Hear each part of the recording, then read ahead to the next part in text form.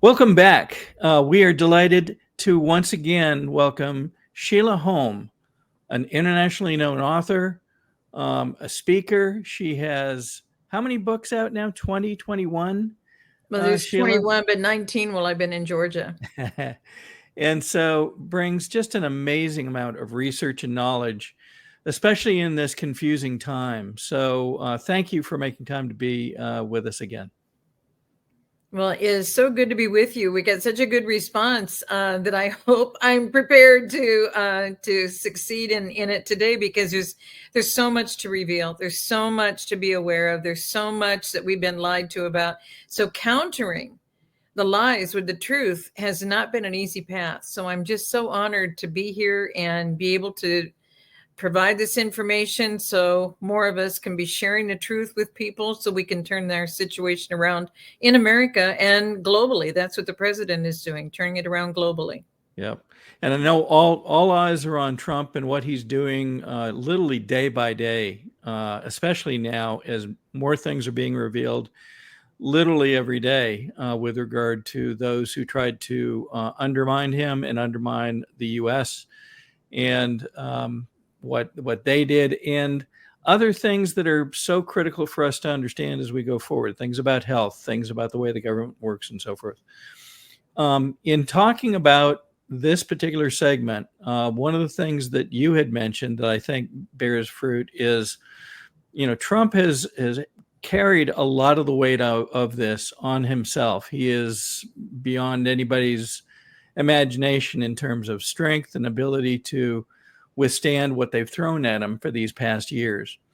But we're at a point where we all need to be prepared to be part of the fight, don't we? And there's a particular video that Dan Scavino brought out some time ago that I thought might give people a good sense of what that might mean. So if you're okay, I'll go ahead and play the video that Dan posted. It's called "The Man in the Arena."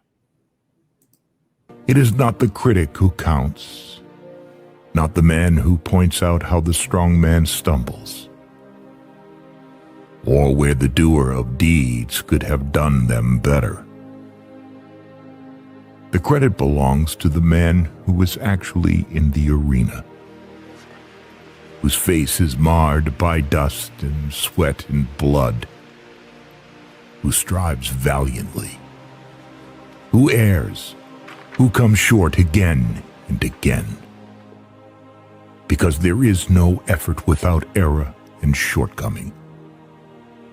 But who does actually strive to do the deeds? Who knows great enthusiasms, the great devotions? Who spends himself in a worthy cause?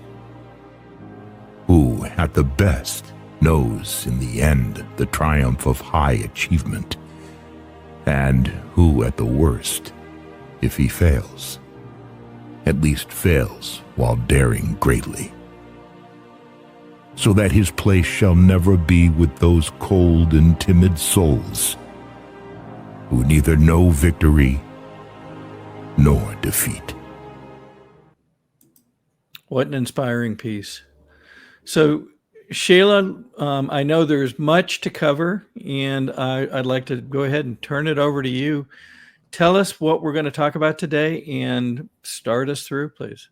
Well, if anybody has the book, we can start the book in point 35. Point 35 begins on page 329, and it's about the FBI. I thought it'd be fun to kind of dig into this today. We did a little bit of this section when we talked about Ukraine and Zelensky. It's all related. And this is your newest book, yes, An Eternal Plan. The new book, An Eternal Plan. Mm-hmm. Yeah. Very good. And that man in the arena, that's at the end of the table of contents. If you look at page 10, the man in the arena is Theodore Roosevelt. And he is not directly related. This has been checked out by many people that study genealogy. And Theodore Roosevelt was not related to FDR. Theodore Roosevelt kept saying, this government is you and me. And he was saying it all over the country. And I think this was presented in Kansas City, if I remember right, because I've put this in other books too. But it's just such a powerful message, because we're all in the arena. We are all in the arena. And this whole nation is about you and me.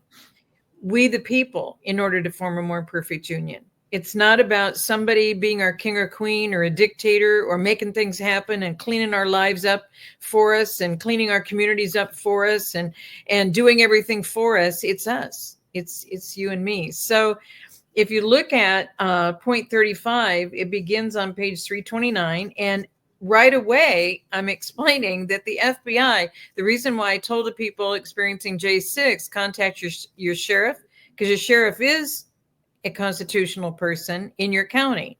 And if the FBI wants to come to some citizen in the county, they have to go through the county sheriff. And they never did. They went to the police station, got the SWAT team, went out and raided the people's homes. And sometimes their offices too. And so if you look right at the beginning of point 33, they want to discredit and dismantle the FBI after they've destroyed us, because the whole structure of the FBI is to investigate and arrest us. Replace us with other people who will do what they want them to do. Now, who's the they? The they is the other kingdom, the people who want to control us. And so this was another control mechanism put in place, because a bureau is not in the Constitution. None of this that they're doing is in the Constitution. And so to stand up and fight against this, to establish this Bureau of Investigation, it was like, well, how did it start? So God had me go into the roots of it. And the roots of it are somebody named Bonaparte. I think we briefly mentioned it when we had a previous discussion about what's happening in the 45 Points to Destroy America that I've covered in this book. And it was taken over and set up, this whole thing about taking us over as American citizens and keep investigating us, investigating our lives, documenting our lives, and keeping files on us. And that's been happening since the beginning. And the guy who set up the special agents and started the whole Bureau of Investigation is a man named Charles Joseph Bonaparte. He's the grandson of the youngest brother of Napoleon Bonaparte, Joseph, and therefore his middle name. And so he became the Attorney General after he became the U.S. Secretary of the Navy.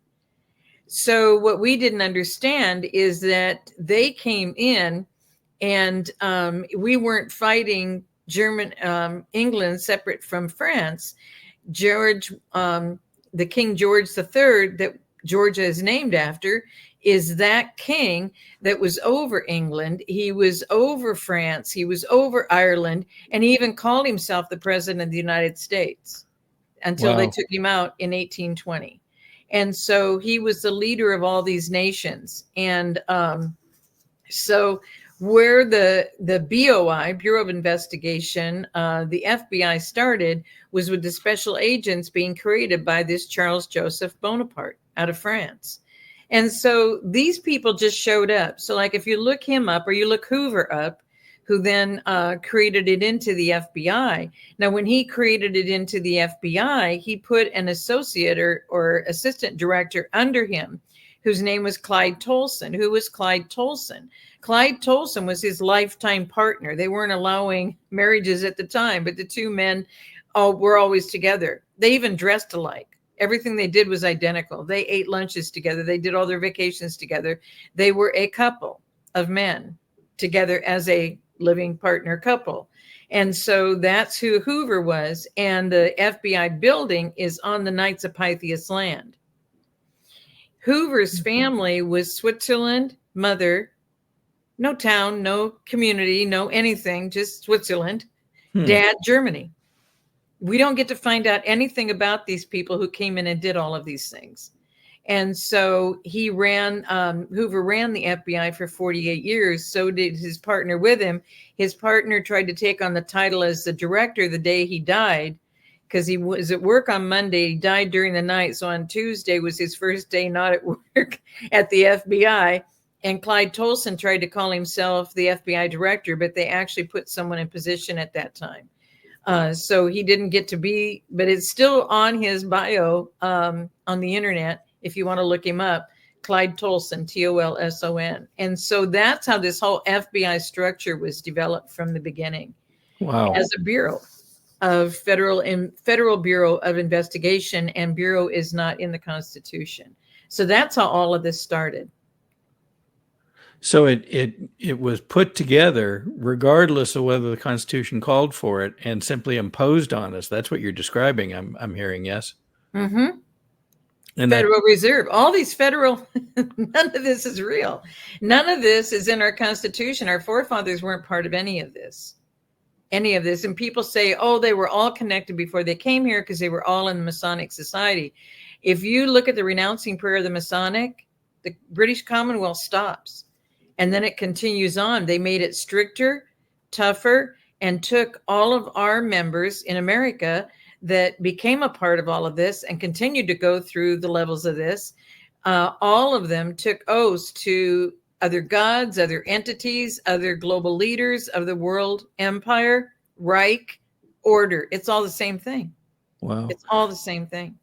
It's interesting that we're having this discussion this week because just in the last few days, more and more people have become aware because of Trump's attention on the Federal Reserve that it, in fact, is not really part of the government. It is a separate private organization. And isn't it interesting that, Fed Chairman Jerome Powell has taken it upon himself to spend, I think, over $3 billion supposedly renovating their building, wants us to pay for it, but we don't own it.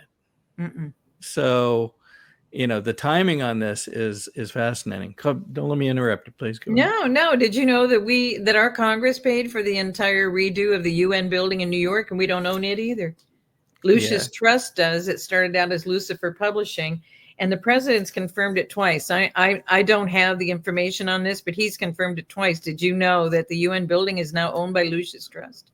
No, but Lucius Trust, Lucifer Publishing, prints all the school textbooks, and they've been headquartered out of the UN for all the way back. And as of 1921, Alice Bailey, she married Foster Bailey, and he said parents are having trouble with the books having Lucifer Publishing on the outside of the book as the publisher. Lucifer Publishing, what a name, huh? Yeah. Oh goodness. Well, it's the same thing under Lucius Trust. It's the same thing.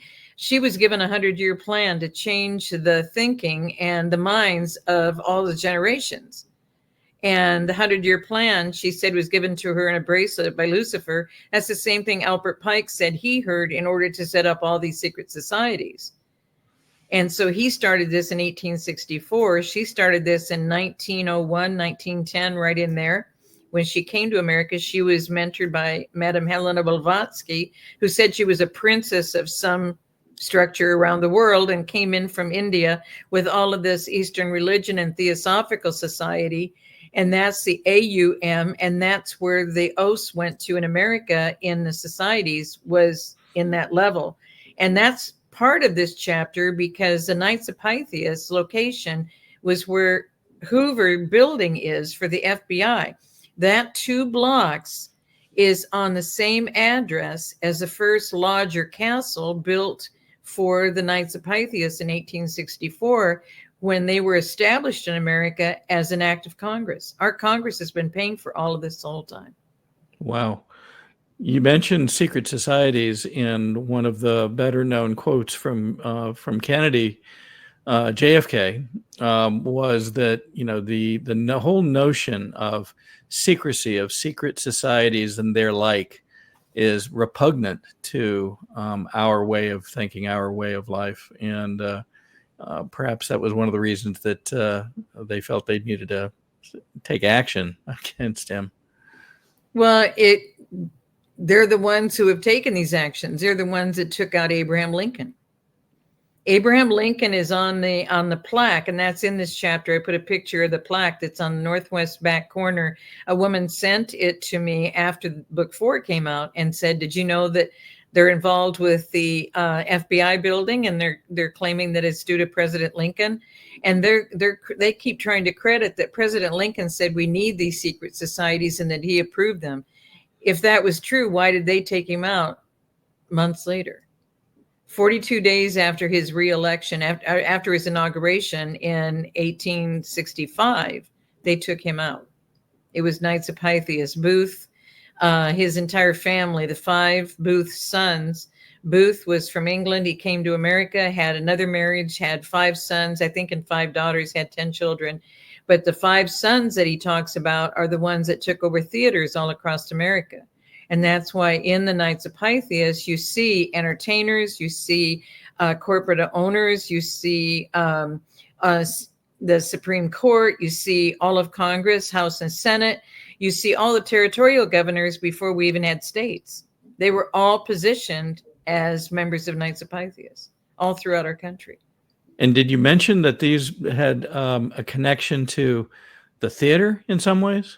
Yes, and the entertainment, the Booth sons all owned theaters, and their entertainment is in advertising for Knights of Pythias castle events.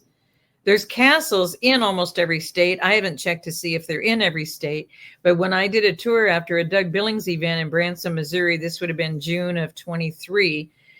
We were in Branson, Missouri, and I mentioned to some people that I really wanted to get to Springfield and see the biggest castle, and it's all in granite. It's huge, and I just wanted to see it physically, and Springfield isn't that far away from Branson. So they went with me to see what this was. And there was a gal from Minneapolis and a gal from Wisconsin who were going to go. There's other people from Chicago that decided to go also. So we did a car caravan and went up there, and we didn't go inside. They had it blocked off for an event, but everybody that came out was wearing medieval clothing. And it's all about knighthood and all about, it's just a whole different thing. It's at the top of all the orders of knighthood in the secret societies. And also what Kennedy said 7 days before he was taken out, he had a speech and he said, well, I'm still in this high noble office. He was going to try and tell us everything. He was trying to tell us everything, but you can't just do that. They've tried 6, 7 times since the Civil War to tell us the truth. And you just can't do that because there's too many people in positions of taking people out that are involved in our government. And so we went there, and the gal from Wisconsin said, wow, wouldn't it be horrible? She said, I don't think we have one in Wisconsin. When she got home, she looked it up, and the castle is about 3.5 miles from her house. So you're referring to them as castles. Do they look like castles? Would you recognize them as such? Yes. Really? Oh, yes. wow. And the one in Charleston, and that's where the World Order is, the one in Charleston, South Carolina, looks like a little toy one, all white, little flags on top, little turrets. It looks like it's very strange compared to the other ones. But yes, if you put in Knights of Pythias and put in the name of your state, it'll give you where they have reading rooms, training centers, etc. So just have fun with it, just because a lot of this is online and available. But if you look for the names, they're on the Knights of Pythias memorial pages. And when I put all the links out, they broke all their links and they went from Knights of Pythias to KOP, because they also are over all the almost all the universities. That's why the infiltration has been so extensive in the universities. And Bob Jones University, it's supposed to be a Christian university in South Carolina. People have been furious with me and keep trying to say that can't be true. He's on the memorial page as one of their high nobles. Now, since you bring up universities, most people are aware that Trump has been focused to some extent on the endowments from some of the universities and just how large they are, and they receive tax advantages and other things. It sounds like he's putting or planning to put some very stringent controls and perhaps investigation around some of these. Is this in part why? Because they're tied to this Knights of Pythias thing? Well, the Knights of Pythias is behind everything that was developed, because if you look at point 43, we did the canal last time, and briefly got into 43. 43 is take over a nation before they're self-governing. So when the Pilgrims found out the truth, with the Bible being translated into English in 1535 by Tyndale, then in 1582 they realized we were on a slippery slope downhill. Husbands were already being killed. The fathers who taught their children how to read the Bible and pray the Lord's Prayer, they were removed as soon as they were found out by the king's guards that they knew they were doing this in their families.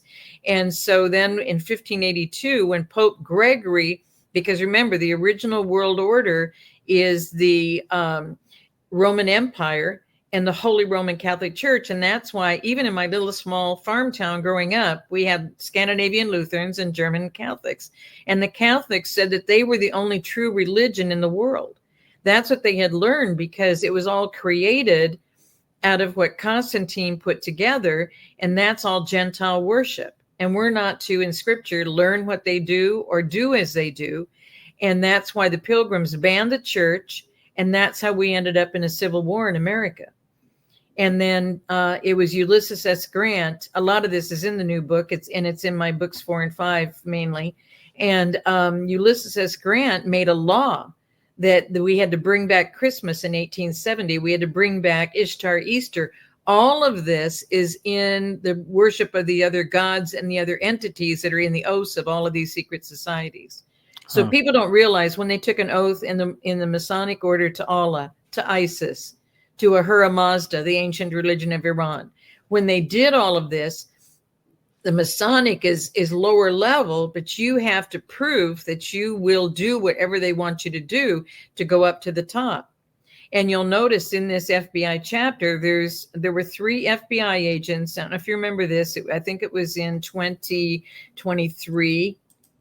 Don't think it was in 22. I think it was in 2023 when they were questioned in Congress. And those 3 whistleblowers were saying that we've got agents who'll do whatever they're told to do, just like what was happening in our military. And when these agents will do whatever they're told to do, they're not following the Constitution, but those are the guys that are getting the promotions, and those are the guys that are getting the raises. So when Stephen Friend, and I even put a copy of his book in this chapter called True Blue, and he autographed it for me. He said, if you can get a hold of her. So I quickly drove the 9 hours, barely got there in time to speak and then meet with him. He gave me an autographed copy of his book. And when we talked, I told him about this plaque on the back of the FBI building. I sent him a copy by text right after that meeting. And now Kash Patel has just brought him back into the FBI and just reinstated all of his back pay. He was the one telling me all of this. And when I told him, that's because you're not in the club. And he said, well, what's the club? And I said, you don't know about Hoover, and you don't know about the 2-block building of the Hoover building. And you don't know that it's on the land given by land grant over to the Knights of Pythias back in 1864. That was their meeting location. And they were so prideful to put it on that land to take over the control and keep manipulating us as to having us stay in line with what they want us to do. Because that's what the FBI has been focused on ever since. I was lucky enough to meet Stephen Friend myself here in Georgia about 1.5 years ago. And exactly as you said, one of the things he described was the fact that if you wanted to progress in your career, you had to do what you were told. And sometimes it didn't seem to be in line with either known FBI regulations or within line of the Constitution. It was simply, we need to go do this. And I believe the way that the superiors tried to explain it was, well, we have to do what we have to do for the good of the country. But the problem is overlooking the Constitution and doing that is probably a bad choice. Well, there've never been any consequences. That's what the man in the arena, President Trump, has been facing. And that's what all of us face. I mean, when the FBI just looked at me and said, we don't know how you're coming through all this. How did you not commit suicide already? You know, because that's what he said. He said, we just want to know. He didn't say, I have a question for you. He said, we just want to know. How are you coming through all this and not committing suicide? And I said, well, the answer is easy, God, but how many more are left in the we? Because by then, I mean, we're talking 2012, which is a good 20 years after my corporation trial.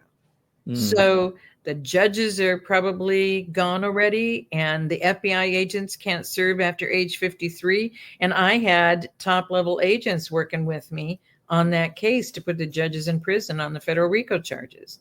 And so but the mentality of this is unbelievable. Why haven't I committed suicide? Because a lot of these suicides, I pray that we're going to find out that a lot of them were helped and not taken out at the time.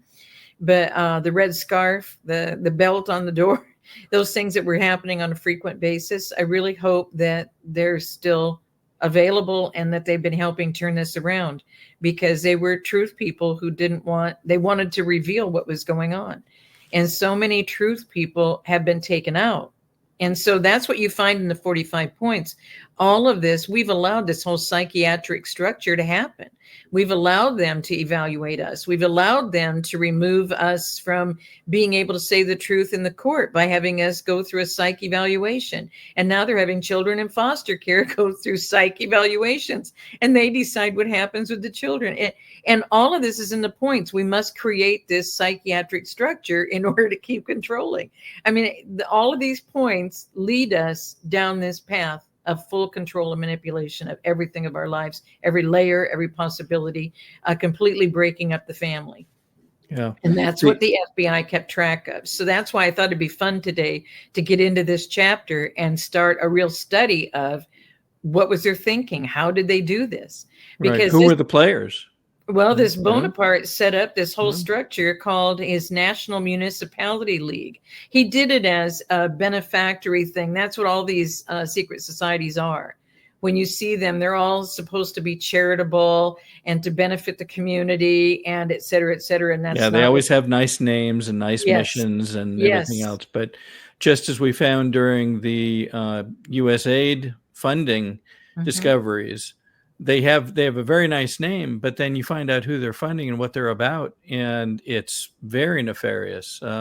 J.J. Carroll and others have identified that some of the worst trafficking organizations are those that have been built and seem to be attached to various churches and religious organizations. Catholic Charities is one of the ones that he brought forward and showed that they were involved in child trafficking, along with the Jewish Family Services. So they don't authentically pursue support of these religious priorities. They're simply using it. It appears as a mask for what their real goals are, their real agenda, and that's what makes it so difficult to spot. You're actually naming as Soros's organizations are identical. That's right. Soros named all these ones about children, and they all sound good, and they have these big fundraisers, and then the matching funds they thought were coming from individuals. The matching funds were coming from our tax dollars. And to find all of these things out, the more we find out, the more truth we find out that they never thought we would ever find out. You start to see the net that we've been wrapped in. Mm-hmm. There's this huge net of deception. So to say what the truth is, and that's why all of my books, the book series, especially Nation Restoration, all to counter the lies so that people can start getting active and help us turn it around by knowing the truth. And that's why this whole thing Bonaparte set up. He set up every structure of every village, town, city, county, and state. And so I didn't mention about this in the point 43 of how to take over a nation before it's self-governing, because Father was giving me the layers to put in. And then when it started the FBI in this, I said, well, then I need to put Bonaparte back in point 43. And he said, no, he said Bonaparte did it because he was able to control all the people. You have to leave it in this chapter because this is what he did. He created the special agents. And then when he created the structures for all these communities, they did the grids in the town and they put the people in charge of everything. So what they've done is make a little corporate structure over everything. That's why every village has a board of trustees. You wouldn't have a board of trustees over a village unless they had a corporation structure. Mm-hmm. And the description of the municipality league, that in 1986, they changed it to civic league, but it's still the same structure. Picture an umbrella of a corporation over every one of these. They just called it local governments. And in the local governments, they only allowed the election of 4 people. We don't even know how this structure operates behind the scenes. And then what they have a merit-based system to select who the main leaders are. So that's why we never knew that the Republican Party started right before the first candidate, Lincoln, became the president, and then they had to take over both. And both of those agreed and signed off on the Knights of Pythias. And that should have been a wake-up call to the people, but nobody knew that it was the Knights of Pythias taking out Lincoln, and the Americans didn't know that we've been funding all of this. I haven't met anybody that knew that we've been funding these because they were all done as an act of Congress in 1864. Interesting. You mentioned that both parties underwrote this, and so nowadays when people refer to the Uniparty, that seems to be directly in line with what you just described. I mean, they're both playing the same game. They just call themselves different. Is that where you're going? Yeah. And you mentioned about Kennedy, and Kennedy couldn't be allowed to be a rogue president. He wasn't following the rules. He was trying to tell us what we needed to know. And so he had to be taken out. You didn't see anybody disagreeing with it. Right. You didn't see anybody changing it. And it was a political meeting of the top leadership the night before. Here's the quote I think you were starting to talk about. And, this was apparently 7 days, something he said 7 days before his assassination. Mm-hmm. So and that's where he's saying, but who would know what a high noble is? We didn't know what a high noble was. So. And the fact that he was going to expose it. Yep. Fascinating. One of the things that I've seen, and it's come out with regard to Ghislaine Maxwell and her father, and it's come out with regard to a number of other people, is this sort of hide and seek they play with their identities as we go through history. People change their names, or they change their family name, or take on a new name to mask or obscure their background. And I think you talked about some of the members of the Bush family doing things like that to sort of restart, if you will, the perception of who they were. Did you want to spend a couple of minutes on that? Oh, sure. That's the famous family. The Bush family is not Bush. They're Scherf, George H.W. Scherf Sr., and they used 1 and 2 Fs. That's why you see the parentheses. He was involved in the Senate from 1952 to 1963. Now, do you find 1963 interesting, since we were just talking about Kennedy? You bet. President Kennedy and his brother, and I explain all of this in the book, President Kennedy and his brother, Robert, who was the AG, the father of RFK Jr., then also ran for president and was assassinated and wasn't able to become president. Those two, President Kennedy, AG Kennedy, met with this Scherf, who was the assistant to Tesla, who called him an illegal immigrant, illegal person, one of the worst people, his accountant. They put him in charge of Tesla. And when he left the country for a few days, Bush 41, who's George H.W. Scherf Jr., who that's why they changed the name of George to George W. He's not George. The 43 president is George W., not George H.W. You see what I mean? Because this one was already junior of his dad. So what is the name Prescott Bush? Prescott Bush was the code name in Germany. The Bush 41 was the son of this Senator Prescott Bush. He wasn't adopted by Bush. They used his code name from Germany. And Kenny Bunkport wasn't a family compound. That was the induction center where they brought in all of the Operation Paperclip out of Germany. And they always served German food. All of this has been documented. And I've put the pictures in. It was Bush 41 and Borman who took out Tesla, while this Bush, George H.W. Scherf Sr., went to Germany. He made all of this money as an industrialist during World War II. And his son, Bush 41, was in the Navy in Germany. And the picture that I've put in the book includes a family sitting with Otto Skorzeny. That's who the article's about. The right-hand guy to Hitler. Mengele is in the picture. Bormann is sitting with the grandmother of Bush 41.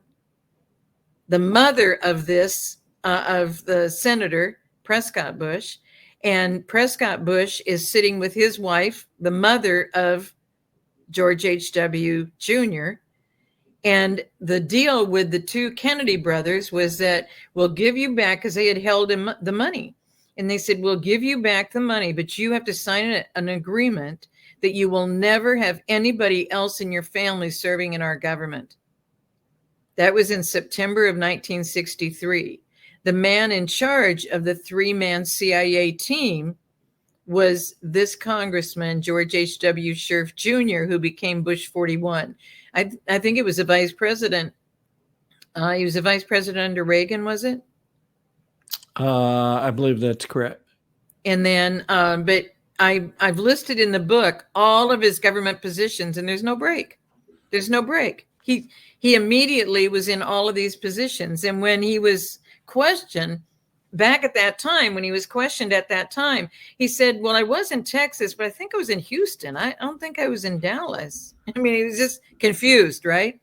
Well, guess what Hoover did the very day after the Kennedy assassination? Who did he debrief on the Kennedy assassination? George H.W. Scherf Jr. Wow. So, I mean, and you can't be a president if you're not born in America and your parents aren't born in America. And so Bush 41 wasn't legitimate president. Bush 43 wasn't legitimate president. The one in between was Clinton. Clinton was a Rockefeller. So was he a legitimate president? Because they never bring up who his father is. It's just that his mother raised him. They don't bring up his Rockefeller father. And did he live in America? Because he wasn't David Rockefeller's son. He wasn't, he wasn't the ones that have been in America controlling everything in America. Because if you're in America and your children are born in America, your children can run for president. Mm-hmm. But Bush 41 was in the German Navy when he was 16. And he has a Navy uniform on, as does Borman, when they were in the picture with Otto Skorzeny and Mengele and his parents and grandparents. When you say Mengele, you're speaking of the German, the Nazi that yes. experimented on people, yes? Yes. Holy smokes. Mainly children, remember? Oh, goodness. There was a film, I forget the actor. Was it Gregory Peck who did it? Which one? The Boys from Brazil film? Yes. I think Gregory Peck was in that one, yes.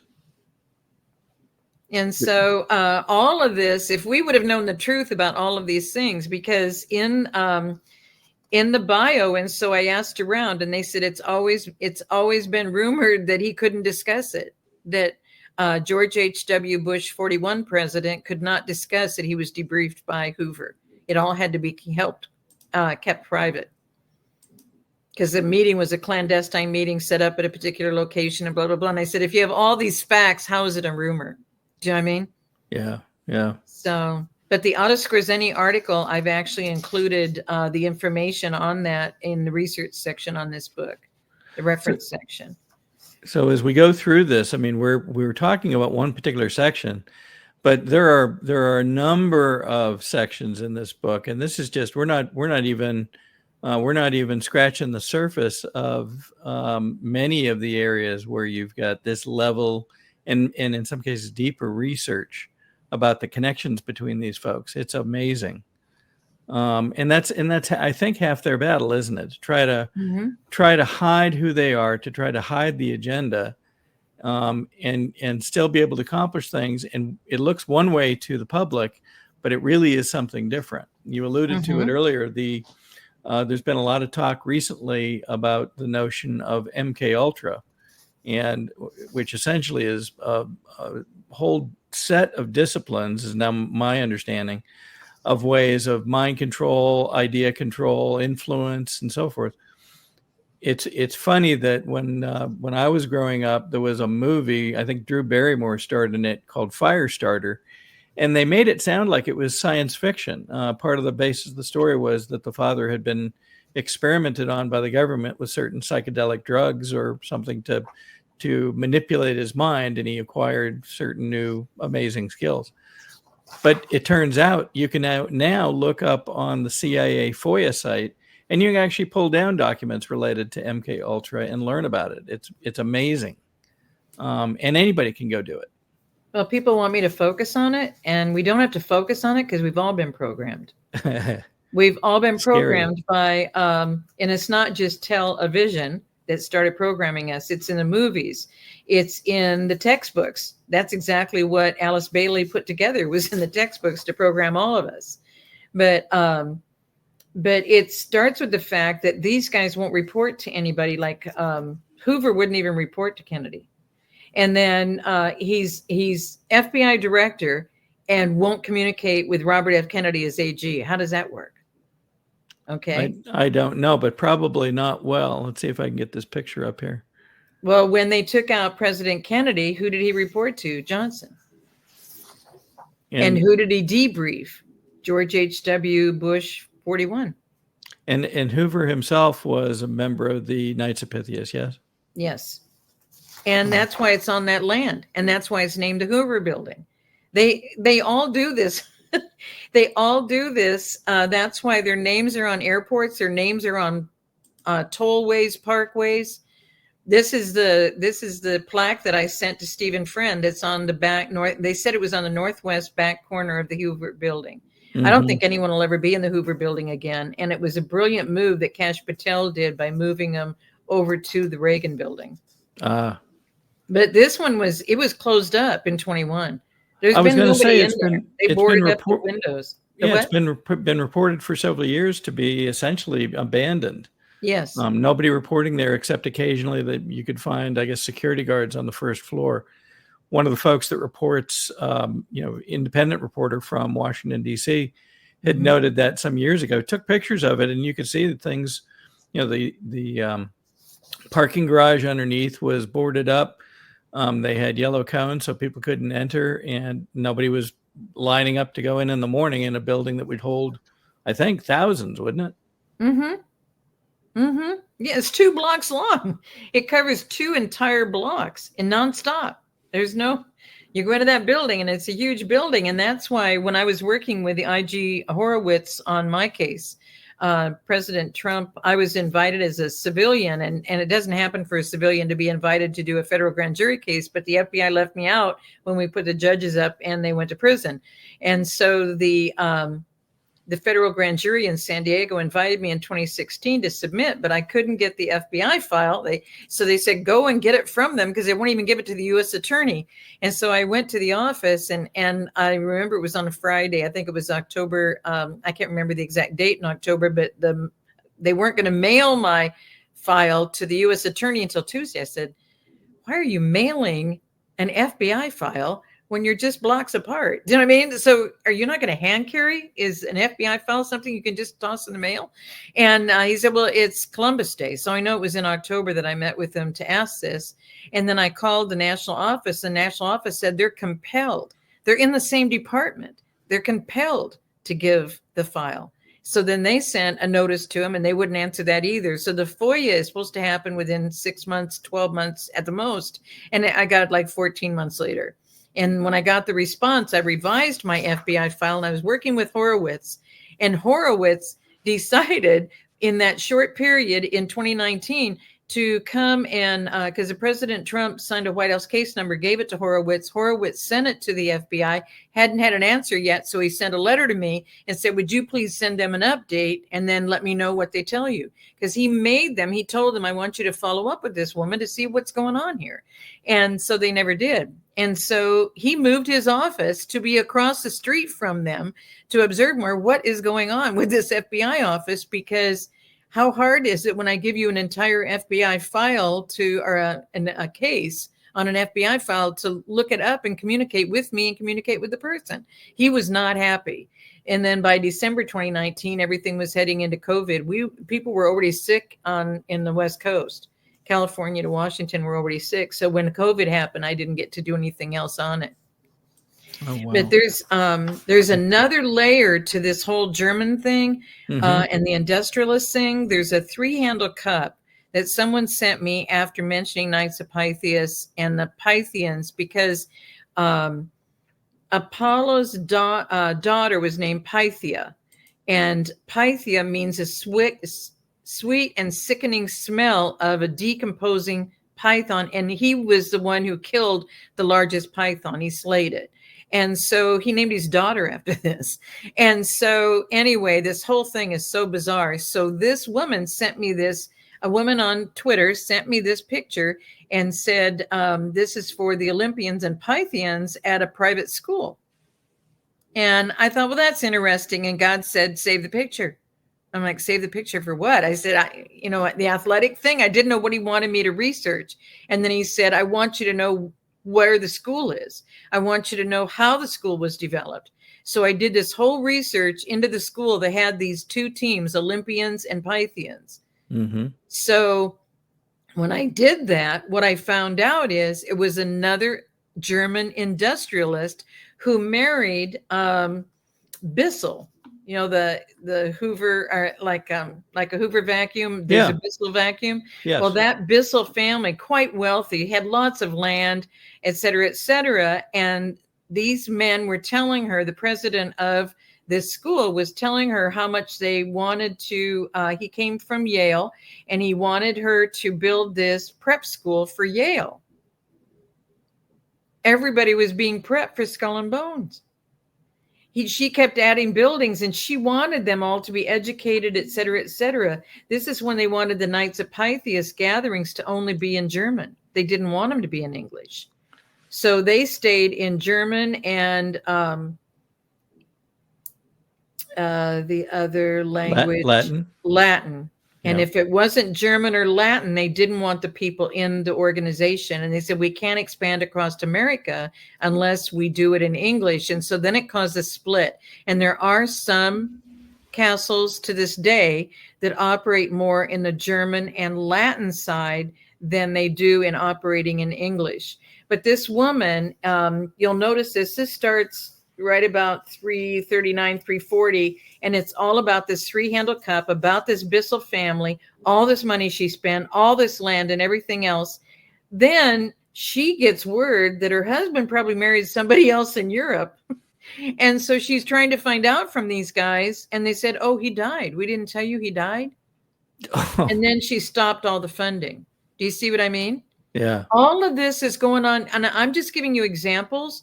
This is what was going on in America as we were being developed. And the school song is a German song. And it's about the Rhine. And the school song is based on them being victorious. And she didn't know any of this was happening.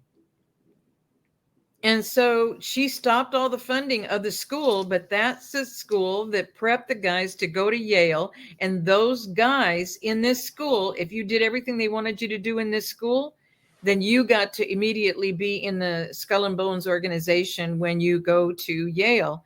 And when you are in the top level of Knights of Pythias, the emblem in brass, and all these pictures are in my book, the emblem in brass of the knight and their symbolism is at the top of what you wear when you walk into the meeting. And at the bottom, it's either Masonic or Oddfellows or wherever you came from, or Skull and Bones. Your emblem is at the bottom, so that all people have to do is just look at you and see that knight is the Knights of Pythias symbol.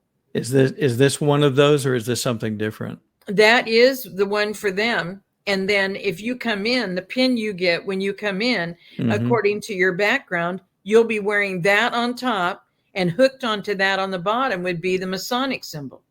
Hooked onto that would be the Skull and Bones symbol. Hooked onto that would be the Oddfellow symbol. Hooked onto that would be the Order of Malta, all the knighthoods. You had to go through all of this before you come into the Knights of Pythias. They had to know that you will never, ever listen to anybody else except what they're instructing you to do. And that's how the infiltration has affected the FBI, the CIA, the military.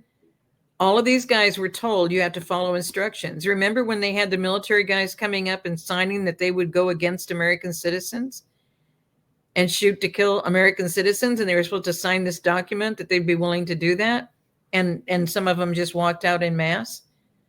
All of this is starting to be corrected now under Pete Hegseth. None of this was corrected until Pete Hegseth came in, and the president said, clean it up. Could we go back to the Yale and Skull and Bones for just a minute? I remember there's a number associated with that, 322, I think. Have you been able to uncover how, what that number connects to? Why would they associate that number with the Skull and Bones organization? The Order of 322 of the Brotherhood of Death, that's on page 342. Okay. 322 is the date they put up the Georgia Guidestones. Oh, 322 is out of Genesis 322. This is what Lucifer is used from that time, because remember, Cain was not of Adam's seed, Mm-hmm. only Abel. Cain was not. And so Lucifer is telling his people that we're cursed on this land and we should be killed. That's the whole basis of all of this. And if you don't want others to kill you, you should kill yourself. And that's what self-selective slaughter, that's what culling is. And that's what was in the time capsule of that nobody wants to talk about of the Georgia Guidestones was culling, and they were not going to release the date. And so they tried to put 2014 up on the corner of the Guidestones, but the reason why it was done on 322, if you'll pull out your Bible and look at Genesis 3:22, the Lord says, now that they know good from evil, remember they covered themselves, and they didn't cover themselves with apple leaves, guys. They covered themselves with fig leaves. So the disaster that happened to them was fig, and the fig is not even a true tree. It's like a fruit. And that's why Christ cursed what? The fig tree. And so the fig is what was used, not an apple tree. So anyway, the bite of the apple on the computers, people think it's scriptural, but it's not. So anyway, so back to the fact of the 3:22, God says, now they know good from evil, lest they eat of the tree of life and live forever. Adam had that option, but he was so embarrassed. Why? He lied to God. He tried to make the woman responsible, but he made his own choice. Remember? So he tried to blame Eve. So Cain lied. And if he would have killed Adam, there wouldn't have been the seed. Okay. But he wasn't able to kill Adam. But Lucifer is saying, since they had to leave the garden, they are cursed from the garden. They don't belong on this land. And so they need to be done away with. That's the difference between the believer kingdom and the other kingdom. You're tight with the Father and you're in his kingdom, or you're not. And if you're in the other kingdom, anything's fair game on killing anyone you want to, because you're helping them, because they're cursed people. That's what they say we are. And it's all out of Genesis 3:22. That's why they put up the Georgia Guidestones on March 22 of 1980, 3:22. Wow. And the Georgia Guidestones, thankfully, at this point, are gone, aren't they? Yes. They were destroyed. 7/6 of 22. They were destroyed, if I recall correctly, on George Bush's birthday. Yes, 7/6, and it's the day he turned 76. Yeah, isn't and that here's the humor about that. You know, there's a cute thing, and I used to put this out on Reawaken Tour. Charlie Daniels, his song is "The Devil Went Down to Georgia." Mm-hmm. He didn't have a fiddle song for his new album in 1979, the year before they put up the Georgia Guidestones, right? And God prompted him to do a fiddle song called "The Devil Went Down to Georgia" and compete with the devil with the fiddle. And that's why in his interviews, he was saying that there's no rhythm to it. There's no melody to it. It's not music. So he was trying to get across that that's not going to get you anywhere. And so he never brought up a lot of what he was going to say. He could credit the Father for it, and didn't do this to much later interviews when he started saying it was the Lord who told him to do that song. It was the Lord that told him how to put that song together. And that became his theme song of his whole career. It made his career for Charlie Daniels. Now, guess when Charlie Daniels died? Exactly 2 years to the day of those Georgia Guidestones going down. July 6, 2020. They were taken down July 6, 2022 on the 76th birthday of George W. Bush. Wow. I don't know that anybody spotted that until now. That's amazing. You, I remember in our last session, you also talked about some notable folks that unfortunately passed away the same day that JFK was assassinated. If I recall correctly, it was Aldous Huxley and C.S. Lewis. Yes. Mm-hmm. Yeah, Aldous Huxley wrote Brave New World and told the world the truth about what was happening. And C.S. Lewis was telling believers what was happening. And they had to get rid of them at the same time. Yeah, it was very interesting. There was a recent special on about C.S. Lewis, and what many people may not know is C.S. Lewis grew into his faith. He was not brought up with it, but he began looking rationally at a number of things that he learned, and really came down to a rational explanation about there really is no other explanation other than to be grounded in faith. Things don't seem to work otherwise. You can't explain stuff. So I found that documentary quite fascinating. A fascinating man. I mean, just a fascinating man, and what he brought together in his time, and that's where we have the fortunate option now. Look at what we can accomplish with each other. Look at how easily we can communicate with each other. This is our first time since the Garden of Eden where people are really, we need to do something about this. Was this what they were doing to us? And people can start asking the questions and work on this. They were so separated before and didn't have the communication capabilities and didn't have the option to get together and speak on these things. And look at how many they take out. And why did they do it on 11:2:2? Because 11:2:2 is 3:3. Yeah.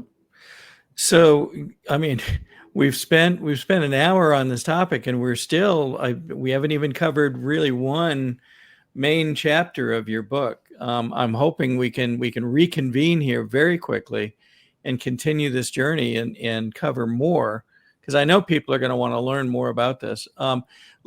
Let me, if I can, let's show what we're covering. So this is your latest book, An Eternal Plan, and you have a number of books that you've written in the past. For the Sake of America, versions 1 through 5. Yes. Yes, I'm so honored they're using them for homeschooling. They've been doing it for the past few years. These started coming out in 2016, and the children wanted them. And so the parents started studying them, and they're using them in homeschooling. That's from events I was at back in the mid 2015, 16, 17, 18, right in there. All of these events were using all of this information. These books came out 2016 to 2020. But the children were knowing the truth and hearing it in the interviews. And then I started putting it into this book series. And God gave it to me layer by layer. So as you look at those books, every layer builds on the previous layer. And then to find out about how to acquire any of those and any of the other books that you brought out, this is your website, hisbest.org. It's really amazing. You can see a very interesting introduction that gives a little background about what you've been through in your life, your journey, some of the places you've been, some of the challenges you face, some of the latest interviews you've been involved with, but also how to acquire these books and other things that are coming up. I believe you have your schedule for appearances on here as well, do you not? Or there's a way folks can learn about those as they come up? Well, we had to make it more stealth mode because the interviews were being attacked. We were trying to go live and interactive and let people ask questions right during the interview. And the interviews were so heavily attacked. Out of 3 interviews with Jaco, we were only able to send out 17 minutes off of 1. Oh, wow. Goodness. And so we're now doing them stealth so we can do the whole hour and then issue it. So I'm cautious now on giving the dates out, but we're putting the interviews right on the website so you can view the interviews immediately on the website.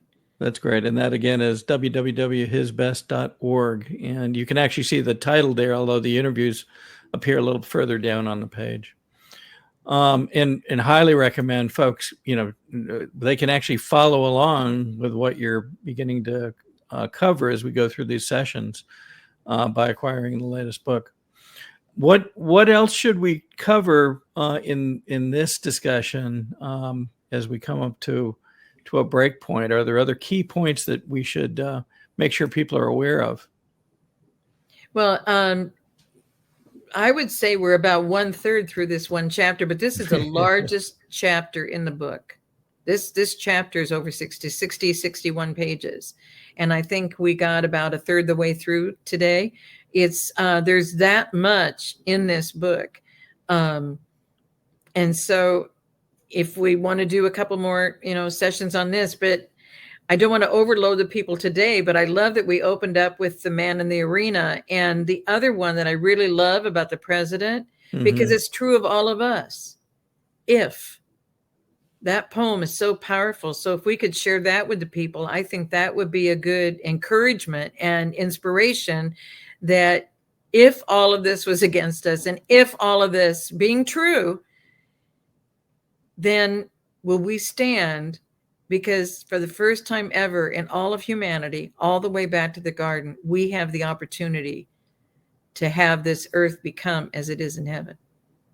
That's Yes. our opportunity. And I was able to find that video, and we can play it now. So, anything else? I think this will be our out video. Is there anything else you'd like to share with folks before we play it? Just that we're having trouble with the somehow the story got unconnected when they did an upgrade on the website, and the upgrade was higher than the level of the connecting plug-in technically with the publisher, that I spent all this time and effort to do this new website to get the publisher involved. So if you have difficulty, I experienced it myself yesterday, and I spent most of last night on with text trying to figure this out as to how we can get it to quit flashing in the checkout point. So if don't feel bad if you want to go to Amazon or Barnes and Noble or somebody else. I just want you, it's temporary. We're going to get it fixed, but they did this major upgrade and caused all sorts of problems, including the store. So all I can do is apologize, but we're getting it fixed. All right, that sounds great. All right, let's hear from Rudyard Kipling and his poem "If." By Rudyard Kipling. If you can keep your head when all about you are losing theirs and blaming it on you, if you can trust yourself when all men doubt you, but make allowance for their doubting too, if you can wait and not be tired by waiting, or being lied about, don't deal in lies, or being hated, don't give way to hating, and yet don't look too good, nor talk too wise.